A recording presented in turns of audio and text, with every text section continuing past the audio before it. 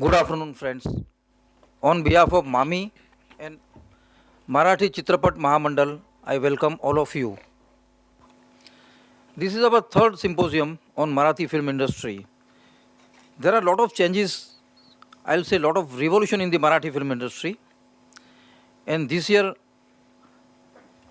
panel is going to brief you and throw some light on the revolution of the Marathi film industry. We have got as a moderator eminent film actor, producer, director, and committee member of Mahamandal, Mr. Vijay Patkar. He is our moderator today. And Vijay sir, please come.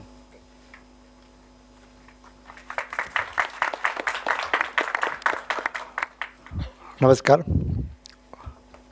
Marathi cinema आहे, मराठीमध्येच बोलूया, तेवढंच strongly येतं मला. तर धनसाहेबांच्याच प्रेरणेने सहकार्याने आपण परत यावर्षी भेटतो आहे.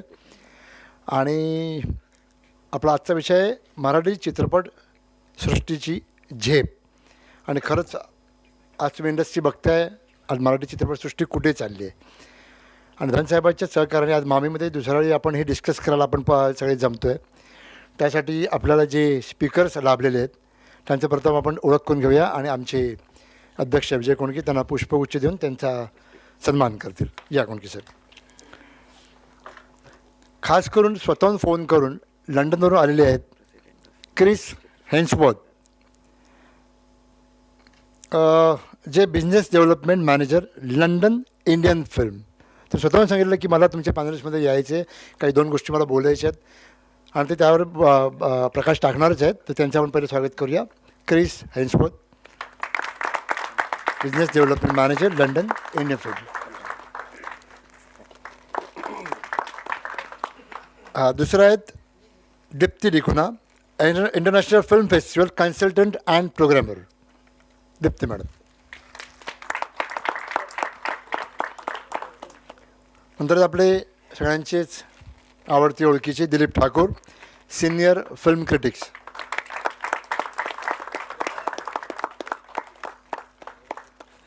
नंतर आहेत पुन्हा आपले गॉडफादर म्हणा, आपले सरकारचे गॉडफादर आपल्या मागे नेहमी असतात असे Ashutosh Ghorpade, director cultural affairs, Maharashtra government.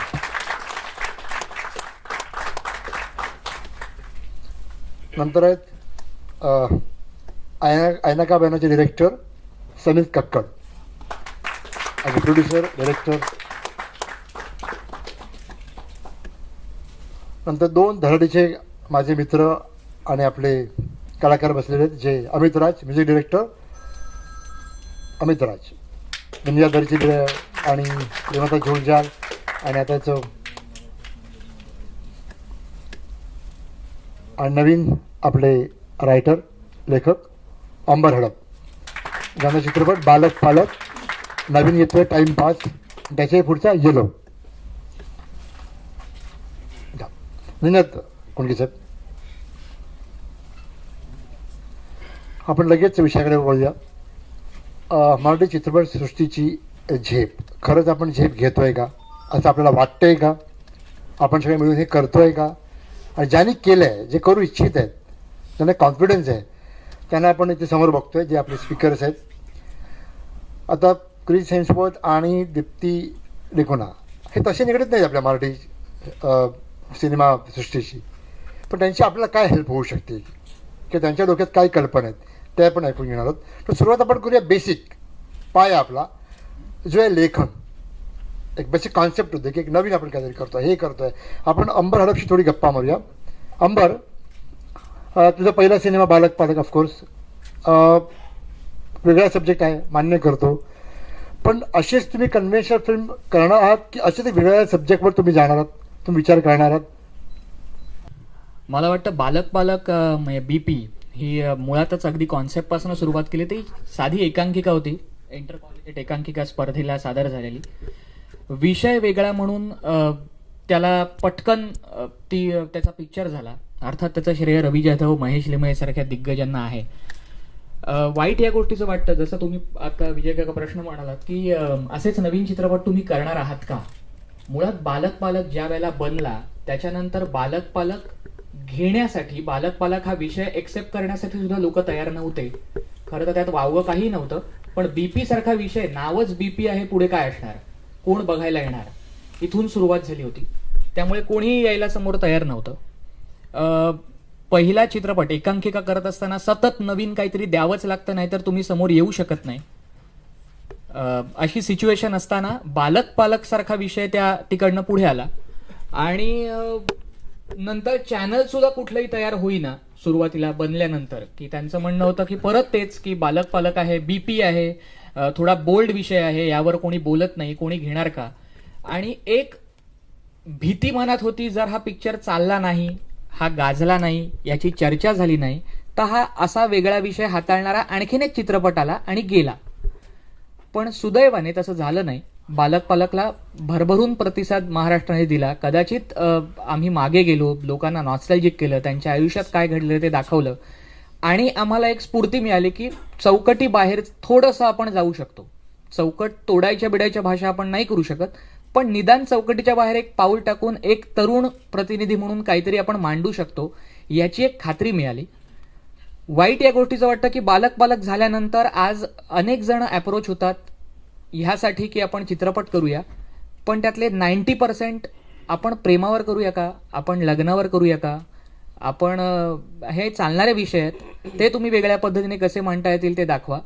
नवीन काय आहे असं विचारल्यावर सांगितलं की अजूनही लोकांना भीती वाटते, नाविन्याची लोकांना भीती वाटते. या गोष्टीचंच मला खूप कौतुक वाटतं. गॅरंटी लागते की हा पिक्चर हिट होईल, कारण सुरुवात लेखकापासून असते, नंतर लेखक फार नसतो पुढे चित्रात, पण नंतर पहिली गॅरंटी लेखकाकडनं लागते की तुला गॅरंटी आहे हे हिट होईल, ओके, मग आम्ही पुढे जातो, नाहीतर आम्ही नाही पुढे येणार. तरीही आज झेप या गोष्टीवर आपण बोलतोय म्हणून मला कौतुक वाटतं की जसं आयना का बायनासारखा चित्रपट आहे की जो डान्स या गोष्टीची रिलेटेड आहे, डान्स म्युझिक या गोष्टी कमर्शियल गणितात बसणाऱ्या असून सुद्धा वेगळ्या पद्धतीचा चित्रपट आज हाताळला जातोय. आज विजय काका ऑस्करच्या पॅनलवर होते, तिकडे अनुमतीसारखा चित्रपट गेला, बाकीचे जाऊ शकले नाहीत, पण तरीही एक नवीन काहीतरी येत आहे. नवीन माझ्यासारखे बरेच जण आहेत, श्री पार्टनर समीर सुर्वेने केला. जसं दुनियादारी हे काय की कादंबरीवर आधारित असलेला चित्रपट असूनही तो इतका गाजला, कारण व्यक्तिरेखा. पण अशी उदाहरणं असताना सुद्धा खूप कमी वेळेला असं समोर येतं की काहीतरी नवीन करायचं आहे का, मग थांबू, आपण जरा विचार करू. पटकन कमर्शियल 10 गाणी असलेला, 5 गाणी असलेला असे चित्रपट असेल ना, सिच्युएशन पटकन करू. तर ही सिच्युएशन झेप घेण्याकरता आम्ही तयार आहोत, पण आम्हाला पुढे ढकलणारी प्रेक्षक समोर आहेत हे दिसतंय. पण तरी बरेच जण असे आहेत की नाही थांबा, चांगले चित्रपट आहेत, वेगळे विषय आहेत, तर आपण आणखीन 10 जणांना वाचून दाखवू, मग त्याच्यावर डिस्कशन करू आणि मग ठरवू. ओके, थोडंसं त्यातलं एक उपप्रश्न आहे. आता तुम्ही करता, तुमची टीम करते timepass which is again on sex. हो, नाही सेक्स नाही, पण थोडं निगेटिव्ह आहे. हो. मग तुम्ही स्वतःला तुम्ही सेफ करू इच्छित आहे का परत, की आता बालकपणाला कॉन्फिडन्स मिळाला, we can do better on that subject, we are safe, if we are playing with sex subject we are safe, असं काही तुमच्या डोक्यात थोडंसं कन्व्हेन्शनल किंवा टॅकी आहे का? अगदी फ्रँकली खरं टाइमपासशी आता मी रिलेटेड नाहीये, बट तरी त्या विषयाशी मी रिलेटेड असल्यामुळे आपण सब्जेक्ट म्हणून बोलू. हो, पण टाइमपास हा विषय मुळात सेक्स रिलेटेड ठेवला नाही आम्ही, कारण बालक पालक झाल्यानंतर आपण या सृष्टीला काहीतरी नवे द्यायचं, याच्यासाठी एक सेक्स रिलेटेड शब्द हे झाला की लगेच पुढचा हा सेक्स किंवा अशा संबंधित आणू की लगेच लोक येतील, असं न ठेवता आम्ही तो प्रेम रिलेटेड केला. बट जनरली ज्या विषयावर जसं बालक पालक किंवा बीपी या विषयावर फार कोणी बोलत नाही तरी बोलले, ह्यात सगळ्या अशा काय म्हणू शकतो प्रसंगांचा कोलाज आहे, तो प्रत्येकाच्या आयुष्यात घडलेला आहे कधीतरी. फक्त तिकडे फक्त एक गोष्ट आम्ही वापरली की आपल्याकडे विकले जाणारे जे स्टार्स आहेत जनरली, तसं न करता त्यातला जो हिरो आहे तो मुद्दामून आम्ही असा घेतला की जो अजून कोणाला फारसा माहीत नाही. तर कदाचित नवीन पिढीला, नवीन या सृष्टीला काही नवीन चेहरे देता येतील आम्हाला. अदरवाईज त्याच कलाकारांना आपण घेऊन काम करतो. नाही, त्या बाबतीत तर मी म्हणतो की मी तुम्हाला कौतुकाची थाप देतो सगळ्यांच्या वतीने, कारण आज जरी समितीकडे येणारच आहे मी, समितीने जरी प्रस्थापित नट जरी घेतले तरी त्यात प्रस्थापित नट आम्हाला कोणी दिसलेत नाही. मला कॅरेक्टर दिसली, आम्हाला दिसली. तुमच्या सिनेमात आम्हाला कॅरेक्टर दिसली. दुनियादारीमध्ये जरी सगळे प्रस्तावित नट असले तरी मला कॅरेक्टर दिसली. आज तुम्ही हा विचार करताय असं मला वाटतंय. मी पुन्हा पुन्हा प्रेक्षकांच्या वतीनेच म्हणतोय की तुम्ही सगळी नवीन मुलं जी येत आहे, एक थॉट मांडताय, ते प्रस्थापित असूनसुद्धा आम्हाला प्रस्थापित वाटत नाही. कारण ते प्रस्थापित नट जो दुसऱ्या सिनेमात असतात तेव्हा ते प्रस्थापित असताना सुद्धा का वाटत नाही, त्याच्यात का सिनेमा चालत नाहीत. बरोबर. हे credit goes to all your concept and direction. मला आणखीन एक गोष्ट नमूद करायला आवडेल की त्याच्यानंतरचा जो मी आता सिनेमा करतोय ज्याचं नाव आहे, खूप ऑड नाव आहे, येलो, जो again on Mahesh sex, yellow page something. ज्याचे डिरेक्टर महेश लिमये आहेत. बालगंधर्व, नटरंग, बालक पालक, उत्तरायण ह्याचे जे सिनेमॅटोग्राफर होते, त्यांची पहिली फिल्म. त्यात सुद्धा हट्टाने आम्ही या गोष्टीला अडून राहिलो. खूप वेगळा म्हणण्यापेक्षा जनरली स्पेशल मुलांकडे बघायचा जगाचा दृष्टिकोन हा एकाच अँगलने आहे. त्यांच्या अँगलने जग किती सुंदर आहे हे कधी दाखवायचा प्रयत्न केला नव्हता, जो आम्ही एक वेगळा प्रयत्न म्हणून करतोय. यशस्वी होईल नाही होणार, रिस्क आहे काय आहे हे माहीत नाही, पण बालक पालकचेच निर्माते म्हणजे उत्तुंग ठाकूर आणि रितेश देशमुख हे दोघं ठामपणे उभे राहिलेले आहेत की नवीन विषय, वेगळं काही मांडतोय, आम्ही उभे आहोत. So thank you. म्हणजे आपण जी झेप या विषयावर बोलतोय ते मला वाटतं काय असं वायफळ बोलत नाहीये, बरंच काहीतरी पुढे जाणार आपण. त्याच्यानंतर लगेच मी येतो की आता लेखक झाल्यानंतर त्याला ट्रीटमेंट, ऑफकोर्स दिग्दर्शक, त्याला ते एक मूर्त स्वरूप देतो, तो दिग्दर्शकच देतो. तर आपले जे नवीन दिग्दर्शक आहेत, समीर कक्कड, जो त्याने आताच आयना का बहना केला, त्या आयना का बहना ला कमीत कमी 16च्या वर इंटरनॅशनल प्राइजेस मिळालेले आहेत.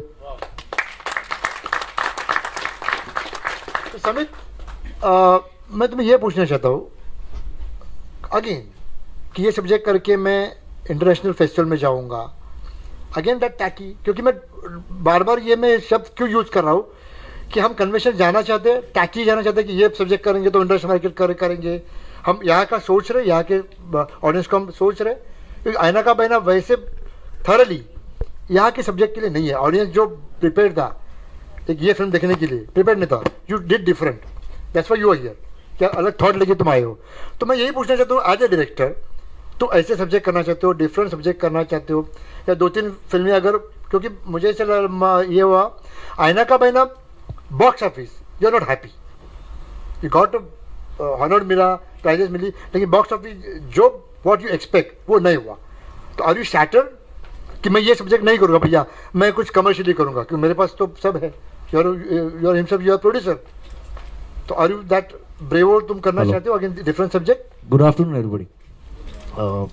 Thank you, Vijay sir. Thank you, Mami, and welcome to all the panelists here. First thing I would like to say, Vijay ji, ki I would have loved to see a full house. You know, even after this is being the third year, I hope, and with so many messages going over Maharashtra Mandal, I think so people should come and they should listen. You know, because कुछ सीखने को मिलता है या तो कुछ सिखाने को मिलता है. And I think so वो बहुत important है, because otherwise. Excuse me, speaker. Those who can speak more in English, then you can proceed. Because there are 2-3 from the international people. So I would have loved to see a bigger audience here, because you know Marathi film is going places. It has a lot of great content, as Amber said, and I absolutely agree with him, because I have seen Balak Palak, and very frankly, the first time I had heard BP, I was like, this film I want to see first day, first show. It was not about the name. It was, I knew there is something more to it. It is not about BP. There is something more to it, because I know Ravi as a filmmaker, as a friend. I have heard about Amber. Yes, we have never worked together, but yes, I have heard about Amber, and I know ki it was an ekanki, and you know the way it is. But coming back to my film Aina Ka Baina, Vijay sir, yes, I am not happy about the box office, because at the end of it, people here, I think so, they still want the same old, you know, thing. They were not too much into dance, especially Kolhapur, and you know they were like कि नहीं but dance की film क्या दिखनी, because it was the first Marathi film to have hip hop in it, and crime and dance mixed together. So they were like कि you know नहीं मालूम नहीं हमको क्या होगा. But you know when I sold it to the satellite, and when I came to know कि satellite में उसकी TRP बहुत superb थी. It was a very good, you know, in TRP it did really well on satellite. So I was really happy, because you know this Nikhil Sane, the head of Z, he came and told me कि it's doing great. And I was like, okay, so means people are still where Marathi films are concerned, they want, okay, fine, let us see how it works. We can see it on television later. I think that is one aspect to it, which is, I think, so wrong. Everybody should be given a chance, because at the same time, when I went to the 39th Seattle International Film Festival, where my film was the official selection, I got a standing ovation with an audience of more than 280 people. So, I was happy about it, but then I was like, maybe it's because of dance, they don't want to watch it. They still want to, maybe, especially Kolhapur, they still want to get into a different zone always. Ki, hamari, our film, that old style. But yeah, I'm not happy about the box office, but still that doesn't shatter me, because it was not made for the film festival. I had never thought about while making Aina Ka Baina. Even then, at that point of time, we had around 9 new boys in the film, whom nobody knew about before the film. So it was not about ki ye film chalegi ki nahi chalegi. I never thought ki this film would work or it would not work. But because the story was so good and I liked it, and I said ki no, this is a film which should be told. Because at the end of it, it is all about the identity of those boys. It is not about just dance. It has a story to it. So that is why. So I am not shattered about it, because yes, I am the producer. I have used my own money. So as somebody says, we make movies not to make money, but we make money to make more movies. So I think so that is the way we go about it. Good. Good. एका point of तुमच्याकडे परत येईनच. अभी हम जाते दीप्ती जी. दीप्ती जी, you are let me read it. International Film Festival consultant and programmer, of course. Okay, that's good. So what can you help for us from Marathi film? Because frankly speaking, we are unaware to international market. This kind of guy, Sanjay Kakkar, is bravo, and they can run anywhere. A lot of people, like me also, we are not unaware. We are not aware of international market. So what can help from you? And what exactly doing, what you are doing, and how can you help you? Yeah. First of all, I would like to thank you all for calling me on this panel. It's always great to share my knowledge with filmmakers, and I do realize that there are a lot of questions coming from all around India about how do we make it to international film festivals. And also that is because it's being a programmer for the past 4 or 5 years, I've realized there's an incredible number of first-time filmmakers in India. In fact, if you go to see Indian film festivals, when they program Indian films, are usually the first films of the filmmaker, and then usually from the second or third they start going to the market, or they become in the industry. But the first film is usually made with your own money. In terms of how to, if you want very practical steps on how to apply to a film festival, it's very simple. You have to just be aware that a festival is calling for entries, like they call for entries from all over the world, and you have to fill in a form, see if your film meets the eligibility criteria, and you send in a DVD. That is one of the ways that you apply. There's a very good website in India on the internet called www.dearcinema.com, which carries most of the call for entries from a lot of international film festivals. I think a lot of international film festivals interested in Indian films know that if they put out a call for entries on that website, they will get responses. So that is something that proactively Indian filmmakers should do. Some of the festivals do employ programmers like me. Like I do work for the Rome Film Festival, because especially the director, Mr. Marco Mueller, is very interested in Indian cinema. So he has made sure that there is a programmer representing India who's able to see all the films that come in, and then give him a pre-selection of films that he can, and he visits India twice a year. So he watches the pre-selection and he, selects films for that.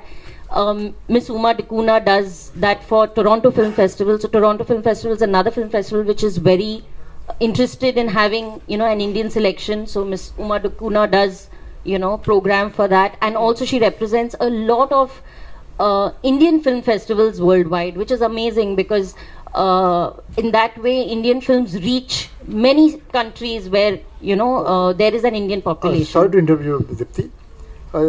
They say we are not aware for international market. Yeah. Are you aware about Marathi films, which is lot of going to international market now. Yes. I would also like to say that I work as a consultant for NFDC Film Bazaar in Goa, which is which is India's largest film market, and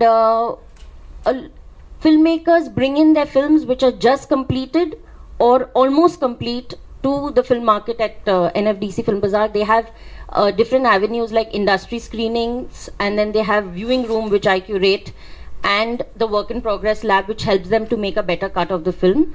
Over there they meet world sales agents and buyers and also programmers. So sometimes a world sales agent, actually this phenomenon of world sales agents buying rights, international rights of Indian films has increased in the past 2 or 3 years thanks to the Film Bazaar.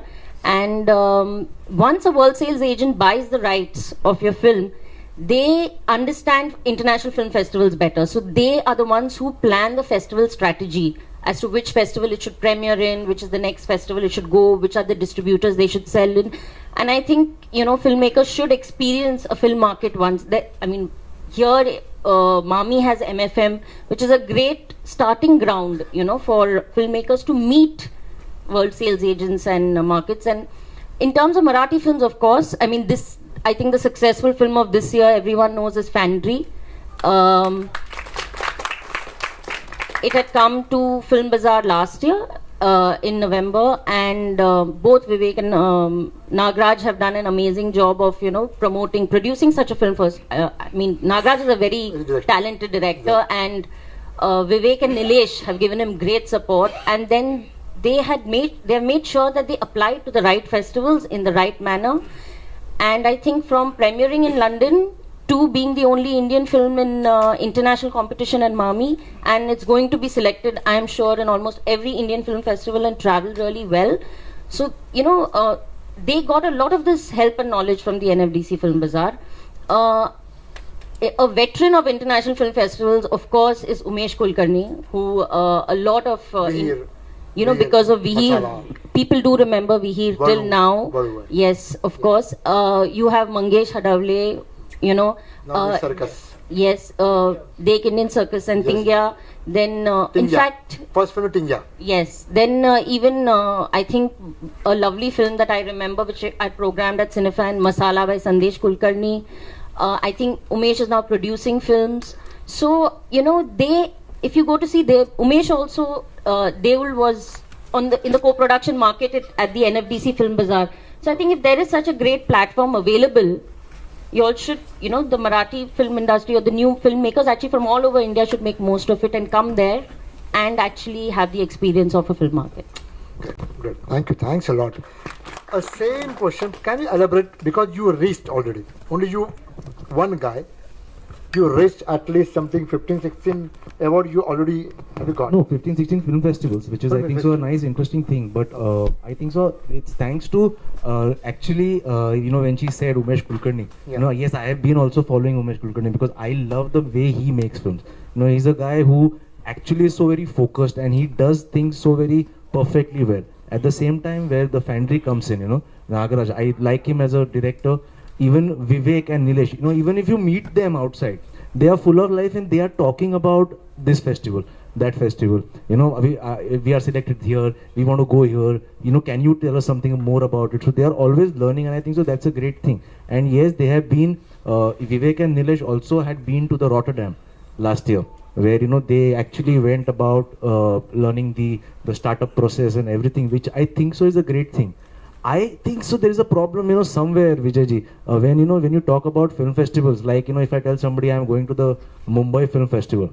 So, there are some people who say, yeah, but fine, it's a festival. We don't want to see festival films. It's not about festival films. It's about good or bad cinema. I think so many people, with due respect to many people, they still don't know the difference between good and bad cinema. So, that is the problem which comes in. Because even like, when I go and narrate a subject, the subject I'm doing right now, I go and narrate it to somebody and he's like, okay, will this be a hit? So they are still interested in, the commercial aspect of it, which is fine. I agree, it is business. But at the end, at least listen to the entire thing. They start talking about, is it only for the festivals? It is not only for the festivals. You know, that is not because I think so. See, Fandry, if many people mustn't be knowing, but Z has already bought Fandry. So it is not about the festival circuit, but Z being the biggest player in Marathi film industry. Z has already bought Fandry and they are going to release Fandry. I think so, which is a great thing. So, you know, it is balanced on both the levels. So that is the way it is. Good म्हणजे आता बरेच सिनेमे होत आहेत internationally म्हणजे we can reach I think in next 1 or 2 years at Oscar okay if I reach there at a jury so we can go easily ना okay jokes apart हां Shwaas already friend Shwaas तो ऑस्कर इज आता okay I am coming again creative part Amit Raj और new music director Amit, you are amazing music director. You just did our new film for music. Are you happy with what you are doing in music? Are you happy? Are you feeling I'm doing some different? Marathi shape, okay. I'm not a conventional. Tepak. Are you happy with your music? Thank you, Mami, and for selecting me on this panel. And definitely, if the music director is happy, then only he gives music. And I would like to say that the whole journey of mine was like totally reversed. I came from Hindi industry and I got into Marathi industry. So I saw big banners like Devdas, Black, Savaria, Hamdil, and suddenly Marathi. So मी थोडंसं मराठीत पण बोलीन. So मला असं वाटतं की एक हिंदी इंडस्ट्रीमधून मराठीत आल्यानंतर मला जे काय फरक जाणवले ते I would like to share that thing की हिंदीमध्ये जेव्हा डायरेक्टर्स किंवा प्रोड्युसर्स अप्रोच होतात हिंदी गाण्यांसाठी तर त्यावेळी ते म्हणतात की जसं शमित काकड बोलले आता की I want a big hit जसं आम्हाला पण तसंच अप्रोच होतात की आय वॉन्ट हिट सॉन्ग तर त्यामुळे हिंदीमध्ये पण तसंच असायचं पण हिंदीमध्ये एक फरक होता की I want hit song but I don't want to compromise on money I give me a hit song, but I don't want to compromise on money. You tell me money, I'll give it to you, but I want a hit song. मराठीमध्ये I want a hit song, but I have some budgets. I have some limitations.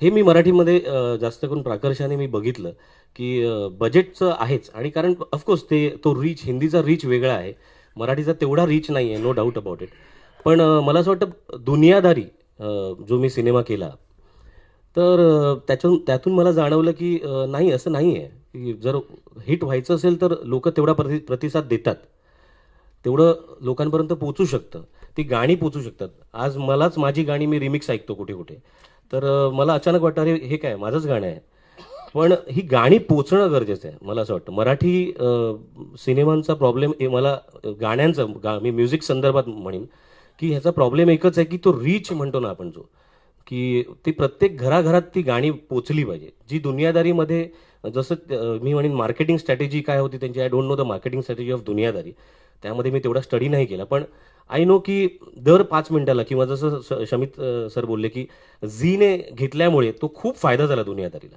ते 15 दिवस आधी जे काय deal झालं आणि झीने तो cinema घेतल्यामुळे मला असं वाटतं ते घरोघर घरी पोचलीत ती गाणी आणि ती गाणी पोचल्यामुळे लोकांच्या त्या तोंडावर बसली आणि त्यामुळे तो मला वाटतं सिनेमा अजून खुलला तर मी जेव्हा नवीन होतो म्हणजे दुनियादारी किंवा 72 मैल एक प्रवास किंवा बरेचसे सिनेमे आता मी वंशावली केला तर त्याआधी माझ्याकडे जेही प्रोड्युसर्स किंवा डायरेक्टर्स यायचे ते एकच म्हणायचे अरे सर म्यूजिक से कहाँ पैसा आता है हमको यार आप बस हम लोग को करना पड़ता है इसलिए हम लोग कर रहे हैं बिकॉज एनीवेज म्यूजिक से हम लोग को कोई रेव्हेन्यू नहीं है we don't have any revenue from music तर त्यामुळे एकच व्हायचं की त्याच वेळी माणूस जेव्हा म्युझिक डायरेक्टर असेल कोणी असेल एक क्रिएटिव्ह पर्सन त्याच वेळी डिमोरलाइज होऊन जातो मला असं वाटतं की ते डिमोरलाइज करणं हे आधी बंद करायला पाहिजे की ठीक आहे माझं बजेट एवढं आहे आणि आपल्याला हे म्युझिक करायचं ह्या बजेटमध्ये जे चांगलं करू शकत असेल ते कर पण आम्हाला चांगलं गाणं पाहिजे रॅदर दॅन सेईंग की we don't have budget and anyways we don't get revenue from music so it's better कि हम लोग करने के लिए हम लोग कर रहे हैं तो मेहरबानी नहीं चाहिए हमको वी डोंट वॉन्ट दॅट मेहरबानी मतलब एक आम्ही लायबिलिटी नाही आहोत वी आर व्हेरी सॉरी एक कला आहे ती म्युझिक आहे म्युझिक नसेल आणि पूर्ण फिल्म ब्लँक असेल विदाउट म्युझिक तर बघणार आहे का कोण म्युझिक आहे म्हणून फिल्म बघतायत, म्युझिक आहे म्हणून ते फिल्म पण चालते. तर मला असं वाटतं की एक अप्रोच म्हणा किंवा आपण एक जे डायरेक्टर्सना खास करून किंवा प्रोड्युसर्सना खास करून मी सांगेन की अप्रोच चेंज केला तर मला असं वाटतं खूप बदल घडू शकतील आणि चांगले चांगले क्रिएटिव्ह लोक पुढे येऊ शकतील, चांगले म्युझिक डायरेक्टर्स पुढे येऊ शकतील आणि म्युझिक चांगलं हिट होऊ शकतं. पण मला असं वाटतं रीच, मी अजून परत त्या गोष्टीवर परत मी थांबीन की रीच जोपर्यंत प्रत्येक घराघरात पोचत नाही तोपर्यंत मला असं वाटतं ते म्युझिक जोपर्यंत पोचत नाही तोपर्यंत म्युझिकचं जे आहे आपण जे म्हणू एक स्तर ते कायम खालीच राहील. पण दुनियादारीमुळे किंवा आय कॅन से आईना का बायना ही फिल्म किंवा बालक पालक अशा चांगल्या चांगल्या फिल्म्स आल्यामुळे मला असं वाटतं म्युझिक एक चांगलं प्रमोट झाल्यामुळे एक आता परत म्युझिकला एक थोडासा एक वेग मिळाला आहे. जसं नारबाची वाडीतली पण गाणी खूप सुंदर झाली आहेत गाणी. तर मला असं वाटतं की ते आप कुछ कहना का चाहता I think so you want to say something. Okay, तर एवढंच आहे की आत्ता मला असं वाटतंय की येस काहीतरी घडतंय आणि म्युझिकमध्ये आता अजून मराठी इंडस्ट्री पुढे पुढे आता चालते आणि आय कॅन थिंक की येस म्युझिक आता एक पहिली क्रायटेरिया आपण म्हणू शकतो होऊ शकतं. नाही, परत तेच आहे, हे नकळत सगळे मान्य करतात, हे खरंच नवीन आहेत, बुद्धिमान आहेत, they are very clever, very intellectual intelligent director आहेत. You are thinking different, that's why it's happening. Always you are thinking different, subject wise, music wise, Duniyadari, Vanshvel, you are thinking different, that's why different happening. when you are doing a different thing, complete film is complete, music complete, Aina Ka Baina complete film, Balak Balak complete film, you mark it. Nowadays which film happen in good, business wise good, they are very much complete film. अगर जेव्हा complete film तुम्ही बघता ना तेव्हा success आहे असं मला वाटतं. म्हणजे अगदी मागे जाऊया आपण, माहेरची साडी आमच्या कोणके साहेबांचा, it was that time it's a complete film, that's what they did business in that time, something 8 crore 10 crore something that time 25 years back, it's a complete film. चलो मैं खुद पे ब्लेम लेता हूँ. When I did some films, maybe 2 to 3 films मैं नहीं अच्छा कर पाया, मुझे लगता मैंने complete film नहीं की. Not good music, not good subject. It should be a complete film. Now you are doing complete film. मराठीची झेप जी म्हणतो ना आपण, what you are doing. That's why again I'm saying, that's why you are here. मला वाटलेत तुम्ही की तुम्ही complete film करणारी लोक आहात म्हणून तुम्ही इकडे. आगे मी थोड्याशा पॉईंटवर येतो की तुम्ही ब्लेम करता, are you blaming to music industry की music industry not good in Marathi, not YouTube और net internet music, why not happening. मी ब्लेम नाही करते, मला असं वाटतं तो रीच नाही म्हणजे लोकांपर्यंत ते I think it's have to rebel first, we have to Definitely, Marathi लोग हैं ना पहले लड़ना चाहिए हम लोग, क्यों नहीं मिलता है, they have to start on creativity यार. ते त्या प्रमाणात मला असं वाटतं आय थिंक FM जे आता म्हणतो आपण रेडिओ किंवा ते त्या ह्याच्यामध्ये पण बरेच आता आपली मराठी गाणी पण वाजायला लागली आहेत. तो it's a good thing for music की ते मराठी रेडिओ वगैरेमध्ये पण आधी गाणी नव्हती आणि आता हळूहळू ती गाणी मला वाटतं आय थिंक संडेला वगैरे एक आपण प्रॉपर ती वेळ ठेवली आहे, मसाला चहा म्हणून. हां, it's only on Sunday but it's a Marathi film, so we're not. You're talking for phone, it's not here for Hello. all. I've heard people telling me that because it's a Marathi song, we won't play it. We'll only play it on a Sunday, which is bad. You know, Which is bad, correct. if it's a nice song, you should play it. You know, it should not matter. The language should not matter. Definitely No, but basically what I mean, you are people, you are doing, if you are doing, you're feeling you are doing a good music, तुम जाके लड़ो ना. But आप जैसे 2-3 लोग जाओगे, लड़ोगे for music, for झेप, for music झेप, तो उसके से हमारे जो नए कोई डायरेक्टर्स हैं, नए म्यूजिक डायरेक्टर, उनके लिए एक वे खुल जाएगा. नाउ यू आर रूलिंग यार, Ajay Atul, Amit Raj, Nilesh Moharir, 2-3 music director they are ruling. अगर तुम रूल करोगे, थोड़ा जाके बोलोगे तो हमारा म्यूजिक थोड़ा क्लियर हो जाएगा. If there is a good music, if there is a complete music, again I am correct. Okay. तो एक कंप्लीट एक क्रिएटिव्हिटी, कंप्लीट फिल्म किंवा कंप्लीट म्युझिक आहे, कंप्लीट परफॉर्मन्स आहे, ह्याचं चांगलं आहे असं कोण ठरवतो? आपण कोण ठरवतो? हे ठरवतात विश्लेषक, क्रिटिक्स. तर दिलीप ठाकूर, तुम्हाला हेच विचारू इच्छितो की मी तुमच्याकडनं खरंच हे उत्तर ऐकू इच्छित नाही आहे ओबडधोबड की असं असं आम्ही जे मराठी फिल्म करतो आहे तुम्हाला पटतं आहे का? Are you agree which I am doing, we are doing a good film nowadays? good script, good direction, good music, good costume, good lighting, good camera work. Are you agree? सर्वप्रथम मामे आणि चित्रपट महामंडळाचं आभार आणि अभिनंदन की त्यांनी अशा पद्धतीचा एक परिसंवाद आयोजित केला. याचं कारण असं आहे की पुढचे 6 महिने बरेचसे फेस्टिवल आपल्याकडे आहेत. मुंबई, पुणे, ठाणा, नाशिक, गोवा आणि त्या प्रत्येक ठिकाणी मराठी चित्रपटाच्या संदर्भामध्ये परिसंवाद होणार आहेत. आणि आज आपण जे काही मुद्दे आणि गुद्दे घेणार आहोत मला वाटतं तेच सगळे फॉलो होण्याची शक्यता आहे. त्यामुळे आजचा परिसंवाद अत्यंत महत्त्वाचा आहे. म्हणजे आता आपण जे काही पेरणार आहोत ते पुढचे 6 महिने उगवणार आहेत. दुसरं म्हणजे हा आता आपली चर्चा चालली आहे ती अगदी योग्य दिशेने चालली आहे. परंतु माझ्या पाण्यामध्ये असं आलेलं आहे 2012 सालचं एक आकडेवारी सांगतो. 2012 साली 120 चित्रपट सेन्सॉर झाले मराठीमध्ये आणि त्यातले फक्त 70 चित्रपट प्रदर्शित झालेले आहेत आणि पुढच्या 50 चित्रपटांचा काहीच पत्ता लागत नाही आहे. म्हणजे 50 चित्रपट बनवणारे लोक कोण आहेत? म्हणजे आपण एका ठिकाणी म्हणतो आपण चांगली झेप घेतोय पण त्याच वेळेला असं दिसतंय की सामान्य दर्जाचे चित्रपटसुद्धा मोठ्या प्रमाणात बनत आहेत. 3 आठवड्यापूर्वी मराठीमध्ये एक चित्रपट प्रदर्शित झाला तो 2009 साली सेन्सॉर झालेला आहे. मग योग्य वेळेला तो प्रदर्शित का होत नाही या प्रश्नांकडे सुद्धा आपण लक्ष दिलं पाहिजे. 70 चित्रपटापैकी 14 चित्रपट असे होते जे आवर्जून पाहायला पाहिजेत. त्या 14 चित्रपटामध्ये आयना का बायना पण आहे, बालक पालक पण आहे, म्हणजे या वर्षीचा आता आपण म्हणलं तर असं दिसतंय की त्या 14 चित्रपटाच्या क्वालिटीवर आणि यशावर आपण सगळं खेळतोय. मराठी चित्रपटाला जे काही चांगले दिवस आलेत किंवा आशयसंपन्न चित्रपट असतात किंवा आपण काही वेगळे प्रयत्न करतोय, ऑस्करकडे धाव घेतोय, वेगवेगळ्या फेस्टिवलमध्ये आपण दाखल होतोय, हे जे सगळं जे आहे त्या 70 पैकी 14 चित्रपटांवरच आहे. याचा अर्थ आपण जी काही झेप घेतोय ही ह्या नेमक्या चित्रपटाच्या बळावर घेतोय. हे प्रमाण 2013 साली सुधारण्याची शक्यता आहे. कारण आता पण आलेल्या चित्रपटापैकी म्हणजे आता पहिले जे काही 9.5 महिन्यामध्ये चित्रपट आले त्याच्यामध्ये ही टक्केवारी सुधारलेली दिसते. म्हणजे यशाच्या प्रमाणामध्ये पण दिसते. म्हणजे दुनियादारीने तर 25 कोटीचा धंदा केला अशी आपण एक आकडेवारी सध्या गाजते. आणि चाललेल्या चित्रपटाचं प्रमाण चांगलं आहे. म्हणजे प्रेमाची गोष्ट चांगला चालला, झपाटलेला 2 यश मिळवलं, नारबाजी वाडी चांगला चाललाय. म्हणजे व्यावसायिकदृष्ट्या आपण 2013 साली प्रगत आहोत आणि गुणवत्ता दृष्ट्या सुद्धा 2013 साली आपण प्रगत आहोत. म्हणजे आपण चांगल्या दिशेने वाटचाल करतो हे सुचिन्ह आहे. म्हणजे 2012 पेक्षा 2013 साली आपण चांगल्या टप्प्यावर पोहोचलो आणि ही जर टक्केवारी अशी वाढत राहिली तर नजीकच्या 2-4 वर्षामध्ये आपण ऑस्कर नक्कीच घेऊन येऊ.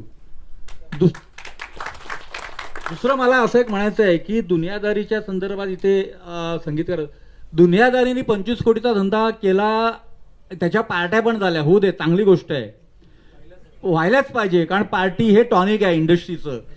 आपली इंडस्ट्रीचं अनेक गोष्टींचे फंडित आहे. पण आपण एक गोष्ट करायला पाहिजे होती जी दक्षिणेकडची चित्रपटसृष्टी करते की दुनियादारी हा जास्तीत जास्त ठिकाणी प्रदर्शित झालेला चित्रपट आहे. म्हणजे माहेरची साडी नंतर दुनियादारीच असा चित्रपट आहे जो महाराष्ट्रातल्या कानाकोपऱ्यामध्ये पोहोचला. पर तो बाहेरही गेला. म्हणजे जिथे मराठी लोक राहतात, इंदोर असेल, भोपाळ असेल, अहमदाबाद असेल, बडोदा असेल, हैदराबाद असेल, परंतु आपला चित्रपट किती प्रेक्षकांनी पाहिला याची एक नोंदणी व्हायला पाहिजे होती.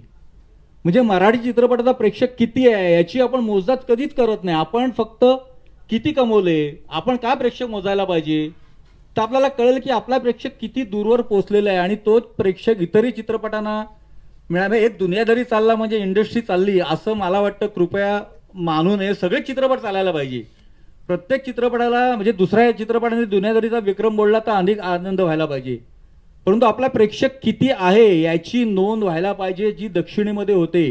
आणि हे पूर्वापार दक्षिणेमध्ये सुरू झाले. ज्याला सांगते एका चित्रपट गाजला त्याला वासन नावाचे तिकडचे निर्माते होते, त्यांनी तिकडून मुंबई ऑफिसला फोन केला त्यांच्या आणि हा चित्रपट का चालला, या यशामागची कारणं काय याचा शोध घ्या म्हणून इथे सांगितलं गेलं.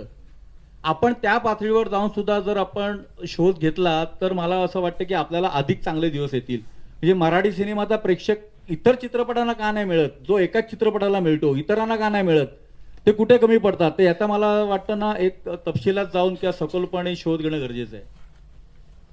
नाही, हे पारंपरिक आहे, व्हेरी हेरिडरी. मराठी फिल्म फार हेरिडरी आहे. म्हणजे त्यात फक्त ब्रेक झाले ते महेश कोठारे, विजय कोंडके साहेब, सचिन असे 4-5 लोक आहेत. राज दत्तांचं म्युझिक आणि काही प्रोड्युसर होते. काही प्रोड्युसर्सना नाही जमलं. आम्ही साळगावकर साहेबांनी हिट सिनेमे केलेले आहेत. काही मधल्या काळात नाही जमले. जे आता होते म्हणजे again same thing. Now days Marathi film is doing different films. Mark करा. जो मी काय अभ्यास करतो, मी काय एक विश्लेषक म्हणून बोलत नाही आहे, मी एक प्रेक्षक म्हणून बोलतो, तुमच्याकडे हे म्हणून बोलतो आहे की now days you watch which is conventional film, comedy films, which is typical drama films, not happening good business wise. आमचे वैभव नाईकसुद्धा डिस्ट्रीब्युटर बसलेले आहेत, ते सुद्धा बोलू शकतील. तुम्हाला बोला सर, तुम्ही बोलू शकता. तुम्हाला तर कोणाला 2-2 मिनटं बोलत असेल ना, कोणाला बोलत असेल तर बोलू शकता आफ्टर 5-10 मिनिट्स. मला तेच म्हणायचं आहे की आपली जी आज आमचे अध्यक्ष कोणके साहेब आणि दन साहेब ह्यांनी जे एकत्र करायचा विचार तो हाच केला की काहीतरी वेगळं व्हायला पाहिजे इंडस्ट्रीमध्ये. वेगळं होते आहे म्हणून आपण इकडे आहोत. त्यामुळे मी एक छोटासा प्रश्न फक्त हे विचारतो आहे ठाकूर साहेब की आपले जे क्रिटिक्स जे राईटअप करतात ते पण वेगळे करणार आहेत का? सिनियर आमचे बसले होते बघा, खूप ज्योती वेंकटेश सिनियर विश्लेषक बसलेले आहेत, ते आम्हाला भाषवणार आहेत का? खरं ॲग्री करा. तुम्ही ॲग्री करताय, मान्य आहे की तुम्ही आमचे 50 पिक्चर वाईट होत आहेत, पण 50 म्हटलं वाईट आहेत पण काही चांगले सिनेमे आहेत, त्याला तुम्ही थोडंसं अपलिफ्ट करा आणि थोडंसं आम्हाला सपोर्ट करा की आमची झेप आहे ती मान्य करा. जरी वाईट असेल, बिझनेस वाईट जरी असेल ना, ती हेल्प करा आम्हाला, असं मला म्हणायचं आहे. तुमच्याकडनं पण एक कन्व्हेन्शन लिहिलं जाऊ नये, व्हेरी मच कन्व्हेन्शनल. एक सरसो होतं ना, सिनेमा वाईट आहे असं जे होतं ना, हे मला मान्य आहे. काय माहिती आहे, प्रॉब्लेम असा आहे की गेल्या 10-12 वर्षामध्ये वृत्तपत्रांची संख्या खूप वाढली. म्हणजे पूर्वी आपण पेपर स्टॉलवर जायचो तो 5च मराठी दैनिकं असायची, आता एवढी असतात की म्हणजे नजर आपली पोहोचत नाही, एवढी दैनिकं झाली आहेत. पुन्हा चॅनल आली, 12 मराठीची वाहिन्या आहेत आणि 2 वाहिन्या आता दिवाळीमध्ये येत आहेत, नवीन पेपर्स पण येत आहेत. मोठा प्रॉब्लेम असा आहे की ना माणसं मिळत नाही. म्हणजे मी ज्या प्रेमाने सिनेमाकडे बघतो त्याप्रमाणे बाकी दुसरा माणूस बघेल असं नाही आहे. त्यामुळे होतं असं की अरे त्यातल्या तर नवीन कोण आहे, कोण रिकाम आहे, ती मुलगी कशी आहे, सॉरी, तर मग तिला आपण एक रिव्ह्यू देऊया. म्हणजे चॅनलच्या ठिकाणी तेच चाललेलं आहे की मग त्यातल्या कोणाला तरी नवीन माणसाला ते परीक्षण लिहायला देतात आणि त्यांनी सिनेमा बघितलेला नसतो. जो सिनेमा म्हणजे तुम्ही चांगला सिनेमा म्हणजे खूप सिनेमा बघितले पाहिजे. आपला मराठी सिनेमाच बघायला पाहिजे. मी जागतिक सिनेमा बघा आणि मराठी सिनेमाचं परीक्षण करा असं कधी म्हटलेलं नाही आहे. आपल्याकडे जागतिक दर्जाचे तोडीचे चित्रपट केव्हापासून बनायला लागले. आपण जगाच्या पाठीवर म्हणजे 50-60च्या काळामध्ये जर गेलो तर आपण यापूर्वीच वेगळ्या वळणार आहोत. आपण उगाच आपल्याला कमी लेखत आलेलो आहोत. आपला सिनेमा स्ट्रॉंग आहे जगामध्ये, फक्त आपण त्याचं मार्केटिंग आणि प्रमोशन करू शकलो नाही, हे आपलं दुर्दैव आहे. तर असं आहे की झाले असं की नवीन मुलांकडे कॉलम दिले गेले ठिकठिकाणी, त्यामुळे त्याची व्यवस्थित विश्लेषण होत नाही किंवा परीक्षण होत नाही आणि त्यामुळे मग निर्माते दुखावले जातात. हे मला मान्य आहे की त्याचं योग्य मूल्यमापन व्हायला पाहिजे. त्यासाठी त्यांनी वाचन करायला पाहिजे, खूप चित्रपट पाहायला पाहिजे, लोकांशी गांभीर्याने चर्चा करायला पाहिजे. सिनेमा हा सोपा विषय नाही असं माझं खूप पर्सनल मत आहे. बरोबर, म्हणूनच खूप पर्सनल मत आहे की सिनेमा हा वाटतो तितका सोपा विषय नाहीये. करेक्ट. म्हणून मी दीप्ती मॅडमना बोलायचं कारण हेच होतं की we are unaware, we are far away from internet system, basically system वर अनअवेअर, सिस्टीमपासून अनअवेअर. आता मला वाटतं वर्षभरात खरंच बदलेल, इट विल चेंज आणि खरंच मराठी फिल्म खूप खूप चांगली करेल. आता मी येतोय घोरपडे साहेबांकडे, director cultural affairs Maharashtra government. Ghorpade Saheb, परत आजपर्यंत गव्हर्नमेंटने आम्हाला खूप सहकार्य केलेलं आहे. हे म्हणजे अगदी सूर्यप्रकाश इतकं सत्य आहे. सबसिडी म्हणा, आता डिजिटलला सबसिडी होते. मला असं विचार आहे तुम्हाला, आपलं महाराष्ट्र सरकार जे आता वेगळ्या प्रकारचे सिनेमे होत आहेत त्याच्यासाठी किंवा सरकार सिनेमासाठी, चित्रपटसृष्टीसाठी, ऑफकोर्स मराठी चित्रपटसृष्टीसाठी काय वेगळं करू इच्छित आहे का? तुमच्याकडनं काही वेगळ्या कल्पना आहेत का? सगळ्यात प्रथम मी हे नमूद करू इच्छितो की जसं आपण मगाशी म्हणालात की हे लोक काहीतरी विशेष करतात आणि कम्प्लीट फिल्म, कम्प्लीट म्युझिक, तर त्याच पद्धतीनं मी फक्त एवढं म्हणतो की गव्हर्नमेंटचा स्टँड आहे तो काहीतरी विशेष करण्याचा आणि कम्प्लीट गव्हर्नमेंट होण्याचा प्रयत्न गव्हर्नमेंट नेहमीच करत आलेला आहे.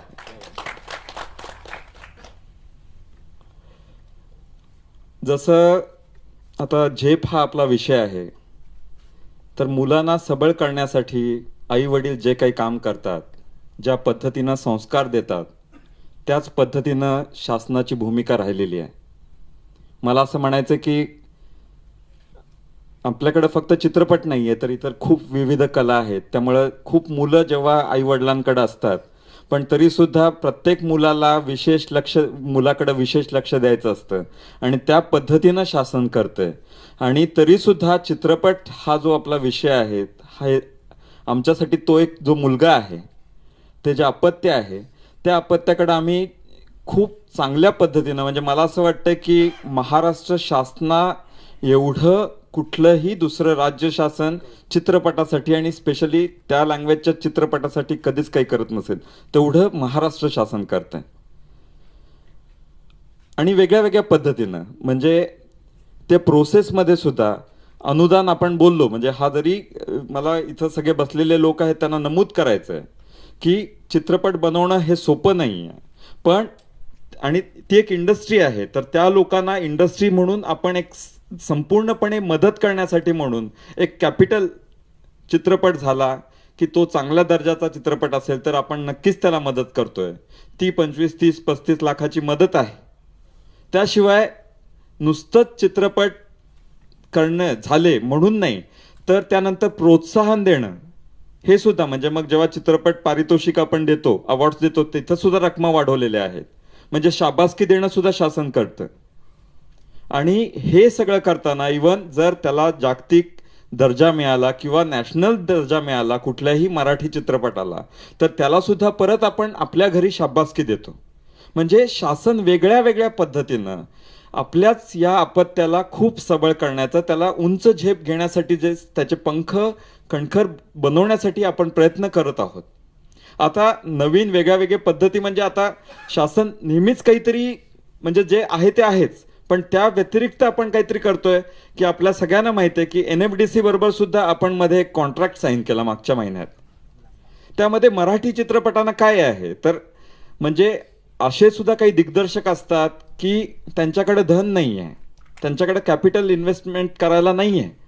मग त्यांनी काय करायचं, तर मग स्क्रिप्ट द्यायची. जसं NFDCचे जे टप्पे आहेत, NFDC त्यांच्याकडे जेवढे कॅपॅसिटी आहे ते करणारच आहे, पण त्या व्यतिरिक्त महाराष्ट्र शासन NFDC महाराष्ट्र शासनाच्या मदतीनं 2 मराठी चित्रपटांना घेऊन येणार की ज्याची स्क्रिप्ट वगैरे त्याची अभ्यास केला जाईल. आणि त्या पद्धतीनं आपण ह्या समाजाला चांगल्या वेगळ्या पद्धतीचे, म्हणजे स्क्रिप्ट बघून अभ्यास करून एक क्वालिटीचा चित्रपट, असे 2 मराठी चित्रपट दरवर्षी आपण देणार आहोत. म्हणजे ही नक्कीच एक वेगळी स्कीम आहे की जिथं तरुण लोक आहेत जे असे वेगळे चालणारे आहेत, त्यांनी पुढे यावं, स्क्रिप्ट द्यावी. स्क्रिप्टच्या वतीनं मग आपण टप्प्याटप्प्याने मग त्यांना व्यवस्थित मदत करू. आणि मग NFDC पण, जसा NFDCचा आपल्या सगळ्यांना माहिती आहे की जसे जसे टप्पे बघितले जातात, जसा अभ्यास केला जातो त्या स्क्रिप्टचा, त्या डायरेक्टरचा, त्याच्या काबिलियतचा, ॲबिलिटीचा, त्या पद्धतीनं आपण बघणार. नंतर कोल्हापूर चित्रनगरी आणि आपली दादासाहेब फाळके चित्रनगरी हा सुद्धा तेवढाच महत्त्वाचा विषय आहे. चित्रनगरी त्याच्या परीनं खूप काही देतंय, डिस्काउंट पण देतं, मराठी चित्रपटांना डिस्काउंट आहे.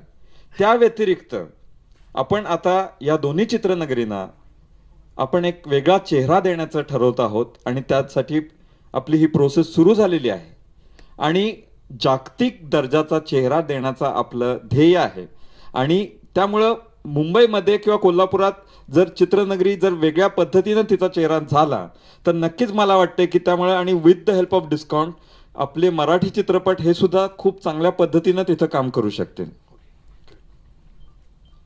आणि एकच ध्येय आहे, जिथं कमी तिथं आम्ही, त्या पद्धतीनं मराठी शासन आपल्या मराठी चित्रपटांना सगळ्याच बाजूनी मदत करते. गुड. गरबडे साहेब, एक छोटी कल्पना होती, कारण ऑस्करला मी जो ज्युरी होता तेव्हा बघितलं की आपला एकच सिनेमा, अनुमती ओनली रिच देअर, बाकी मराठी सिनेमे पोहोचू शकले नाही. तर त्यावेळी मी त्या कमिटीशी बोललो होतो की इनिशिएटिव्ह घेऊन समजा आपण शासनाने एक 10 सिनेमे शॉर्टलिस्ट करायचे.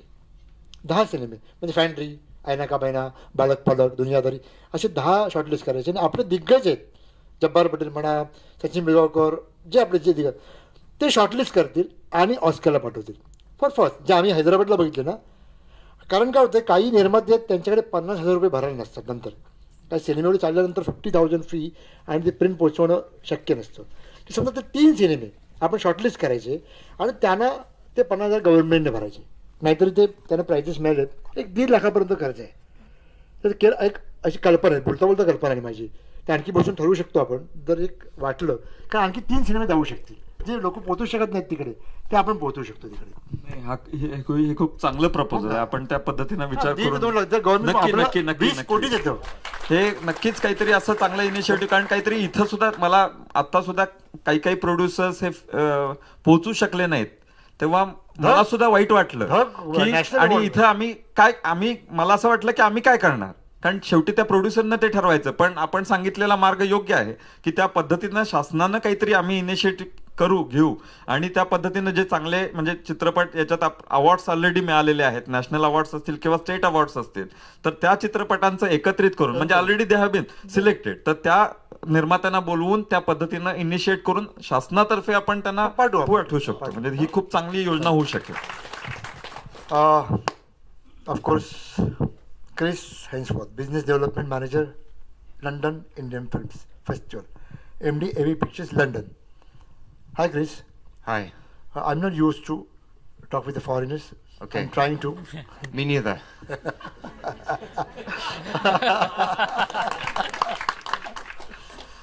Look, Chris, what you are getting, what not getting, I don't know, but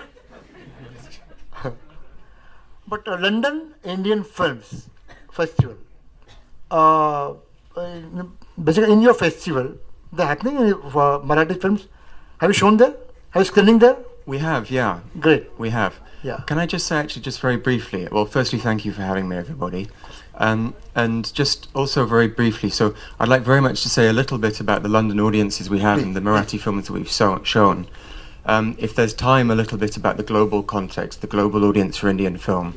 A little bit about the Oscars, and I'd just say, firstly, I know there's a lot of discussion here about the Oscars, but I'd humbly suggest that the best thing that the Oscar committee has done in its career is to give a lifetime achievement award to Satyajit Ray before he died. And other than that, many great films have won Oscars, and certainly in terms of marketing, they can be hugely important, though not always, but they're certainly not the best identifier of quality cinema. So I'd humbly suggest not to get, there are other things that are important.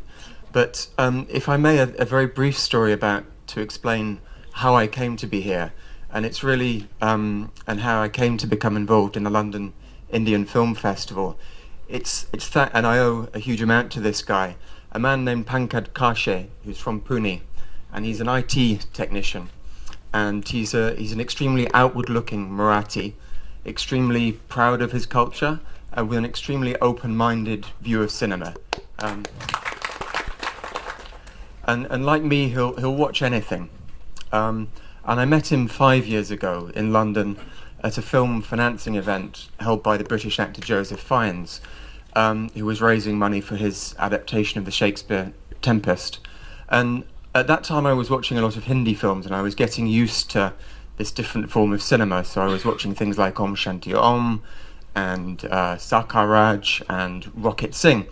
And through that, understanding a slightly different form of cinema, understanding the dances, understanding that people in the audience can laugh and shout and that's okay, and understanding that Indian films were being made with very high production values and were addressing really interesting topics, the Sakaraj about power structure and the environment in India, and all that interested me. So I was at this event and we have a phrase in English, to bend the ear of somebody, and it really means just to talk without cease, as I am now.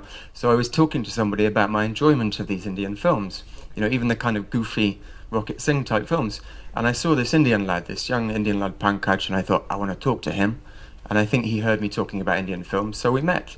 And he introduced me to a man named Kari Soni, who's quite widely known and is very well connected with people like Umar Akuna and the organisers, Rashmi, and the organisers of this festival here.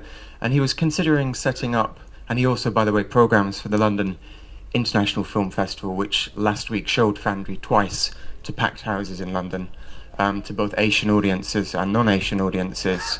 And Carrie, who's been following Indian cinema for 20 or 30 years and has a really deep appreciation of regional language cinema, I'd say in particular perhaps Bengali and Keralan cinema in particular, and he had this idea of setting up a festival in London, which, as I know I'm sure you all know, has an Indian population of around 500,000 people, of all states of India, he had this idea of setting up a new festival that would show the best of independent South Asian cinema from across South Asia, so from Afghanistan to Pakistan to Sri Lanka and Bangladesh, and showcasing the regional language cinemas. And my reaction when I met Carrie Sawhney for the first time was, don't do it, because it was January of 2010 and he wanted to do it in July, and I said that's not enough time. And luckily for all of us, he ignored me and he listened to Pankaj, who was such a film nut that he'd volunteered for the London Film Festival and worked with Carrie, and he used to bring busloads of Marathis down from a town in the Midlands called Milton Keynes, and he would bring busloads of people to these films. And he said to Carrie, you have to do it, you have to do it. And so he did, and Carrie put his own money in and he set up the festival, and it's grown over 4 years. We have an audience of around 3,000-4,000 people, and we show films across London, and there are a complete range of films from the better known, the touching on Bollywood films like Gangs of Wasseypur. We've shown several Bengali films, several Tamil films, and we've shown, in our first year, in fact, the winner of the Audience Award was a Marathi film, The Well. And ironically, I myself was in Bangalore at the time, so having organised the festival, I missed it. But I heard descriptions from my colleagues of the teary eyes, the people. The film was screened at the Barbican, which is a big arts venue in London, and the audience was in tears, and of course it won the Audience Award. We subsequently screened Pune 52 this year. One thing I wanted to say was we deliberately programmed the films across London because there are diverse communities, and the different language communities gather in different parts of London. So the Bengalis are in East London, the Tamils in South London. I think Marathis are kind of more widespread, but a lot of them in northwest London, an area called Harrow, the local population is 22% Indian. What I wanted to share from this year in particular was a real success, and it actually was a Kannada film, Kannadiga film, but it was really striking to me, and the director Pavan Kumar is here, and I think will be out, he's watching the film afterwards. And his film Lucia was this year's Audience Award winner, and it premiered in Wandsworth, which is a South London borough, in a 15-screen multiplex where they show every week Hindi and Tamil movies every week. And we had his premiere, and I was astonished because this screen, pretty much this big, was full of Kannadiga people. And that was all of the credit for that goes to the filmmaker who had crowdfunded his film, and he'd connected with one or two Kannadiga community organisations in the UK, and they had put the word out. And believe me, promoting these films is not easy, and if we had longer we could talk about that. It's not easy to get people to come and see your film, but presumably they had done a phenomenal job of emailing people and telling people, you must see this film. And I can't tell you how excited they were. I was supposed to do the Q&A, but they did it in Kannadiga, so like this, I kind of missed most of it. But the Kannadiga community in London is underserved, and that's why they appreciated it so much. And we did a second screening at a venue called the Institute of Contemporary Arts, which is just around the corner from Buckingham Palace. And it's a very kind of modern, arty, and therefore a very much mixed crowd, more people like me. But to step out of the cinema after that screening and see both a mix of non-Asian people who'd seen something utterly different, I'd highly commend the film Lucia. It's very hard to describe, but fantastic. And then again, a mix of Kannadiga people walking out and seeing the warmth of them sharing that occasion was really quite special. And I know there are many Marathi organisations, the Mandirs, and I've forgotten the name of the organisations, but I say in terms of getting films out there, that's how you do it. Programme some more films of the quality of the films that we've had already, and enlist those UK-based community organisations to get the audiences, and then people will hear. They'll hear about it. I should stop talking, but... Yeah. Thank you. Thanks a lot. When I talk about Canadian films in the future, next year you will talk about Maharashtrian films. Thank you very much. आता आमचे अध्यक्ष vote of thanks सादर करतील आणि सगळ्या पाहुण्यांचं आभार मानतील. अध्यक्ष साहेब.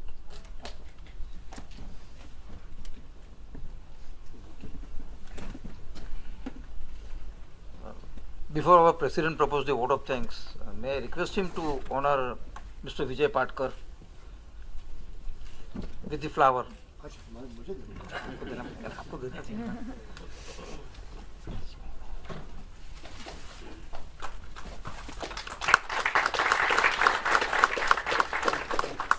I also request him to honor Deepak Chaudhary. I have seen 3 people working very hard for this project: Deepak, Vijay, and Sanjeev Naik.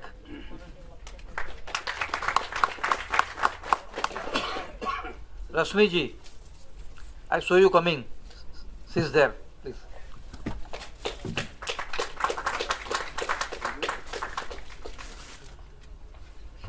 Because of Rashmi Lamba, we are getting this slot every year. And Sanjeev ji, please.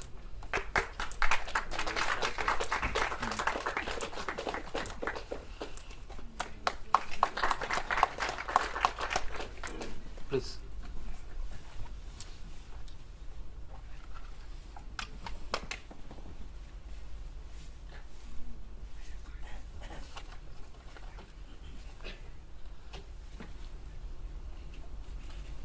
मित्र हो,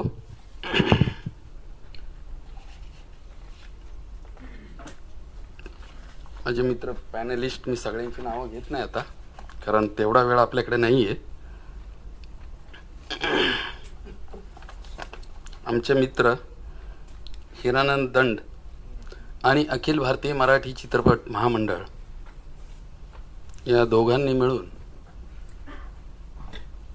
आज इथे हा छोटासा कार्यक्रम आयोजित केला होता आणि हे आमचं 3रं वर्ष आहे. आणि पुढेही आम्ही असाच हा प्रोग्राम कंटिन्यू करू.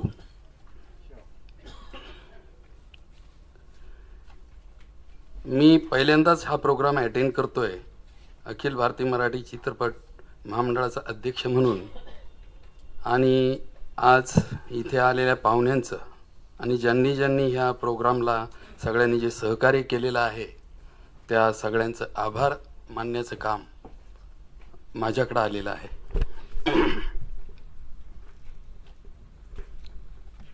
प्रथम सगळ्या पॅनलिस्ट इथे जे आलेले आहेत वेळात वेळ काढून, आणि त्यांनी जे प्रत्येकाने आपल्या क्षेत्रातलं जसं संगीत आहे, पटकथा संवाद आहेत, स्टोरी, दिलीप ठाकूर आहेत, त्यांनी चित्रपटांच्या बाबतीत जी माहिती दिली, दीप्ती डिकुना यांनी पण फिल्म फेस्टिवलच्या बाबतीत कसं मराठी चित्रपटांना, त्या चित्रपटांच्या बाबतीत काय काय निर्मात्यांनी केलं पाहिजे याची माहिती दिली. खास आपले लंडनवरून जे आलेले मित्र आहेत ख्रिस हेन्सवर्थ यांनी सुद्धा जी आता माहिती दिलेली आहे आपल्याला,